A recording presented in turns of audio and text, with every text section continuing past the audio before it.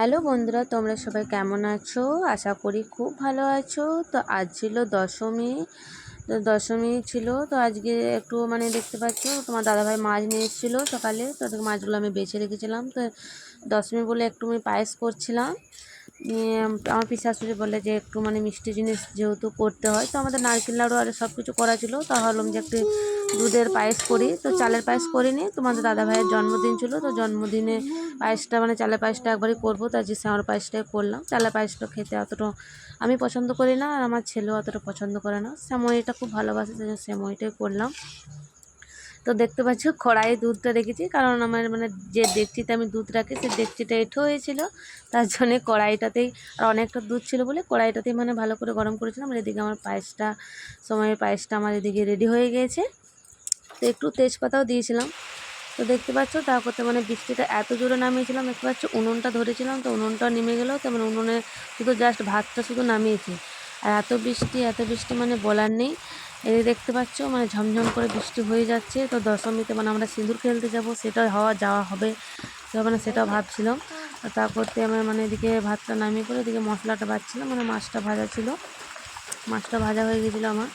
এদিকে মশলাতে আমি সর্ষে, পেঁয়াজ, একটু আদা, কাঁচা লঙ্কা এদিকে আমার বাটা হয়ে গেছিলো। তো এদিকে মশলাটা দিকে কষে নিচ্ছিলাম। তো তেল দিয়ে এদিকে দেখতে পাচ্ছ মাছগুলো ভাজা ছিল। তো অনেকগুলো মাছ ছিল, তো কিছুটা মাছ আমি ভেজে রেখে দিয়েছিলাম, আর কিছুটা রান্না করব রাত্রে।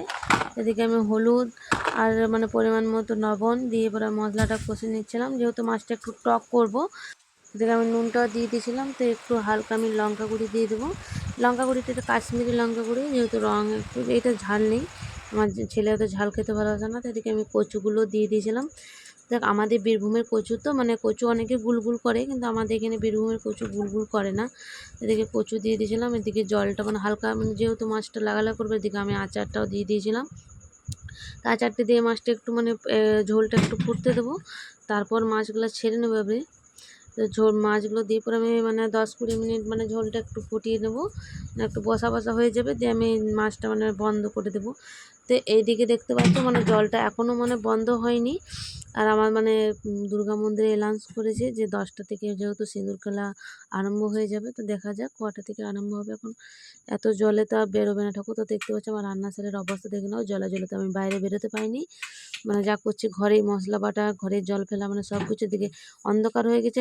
লাইটটা জ্বালিয়ে যেহেতু রান্না করছি, তো এদিকে আমি সব গুছিয়ে নেবো, তারপরে তোমাদেরকে আমি দেখাবো। অত কিছু দেখাতে পারছি না। তো এদিকে দেখতে পাচ্ছ আমি রান্নাশালটা আমি বাগিয়ে গুছিয়ে তারপরে তোমাদেরকে আবার ভিডিও করে দেখালাম। এদিকে আমি বাসনগুলো ধুয়ে নিয়ে চলে এসেছিলাম। তো পরিষ্কার পরিচ্ছন্নতা তো সবাই ভালোবাসে। তো আমার হাঁড়িটা কালি কেন জানো? আমি কারণ উনুনে রান্না করি, কখনও কাঠে রান্না করি, কখনও কয়লা কালিতেই চাপিয়ে দিই। তো আমার সব রকমের অভ্যাস আছে। এদিকে দেখতে পাচ্ছ কী কী রান্না করেছি তোমাদেরকে আমি সব দেখিয়ে দিচ্ছি।